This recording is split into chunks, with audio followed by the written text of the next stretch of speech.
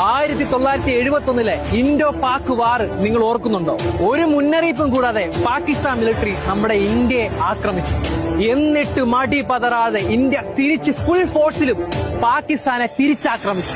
ഇന്ത്യയുടെ തിരിച്ചടി താങ്ങാൻ കഴിയാതെ, ഒറ്റയ്ക്കൊന്ന് പിടിച്ചു നിൽക്കാൻ പോലും കഴിയാതെ പാകിസ്ഥാൻ അന്നത്തെ വൻ ശക്തികളായ അമേരിക്ക, ബ്രിട്ടൻ, ചൈന എന്നിവരുടെ സഹായം തേടുകയാണ്. അങ്ങനെ ഈ 4 കൂട്ടരും ഒരുമിച്ച് നമ്മുടെ ഇന്ത്യയെ ആക്രമിക്കാൻ തുടങ്ങി. ഇന്ത്യ ഈ യുദ്ധം തോറ്റു കൊടുക്കണമെന്ന ആവശ്യമായിട്ട് ബ്രിട്ടനും അമേരിക്കയും ഇന്ത്യൻ കടൽ തീരങ്ങളിലേക്ക് യുദ്ധ കപ്പലുകളുമായി അടുത്തു. ശരിക്കും പറഞ്ഞ ഇന്ത്യക്കെതിരെ ഒരു ലോകത്തിന്റെ പകുതിയോളം യുദ്ധത്തിന് വന്ന സമയങ്ങളായിരുന്നു അത്.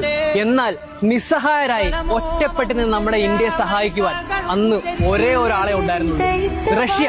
നമ്മുടെ സ്വന്തം റഷ്യ.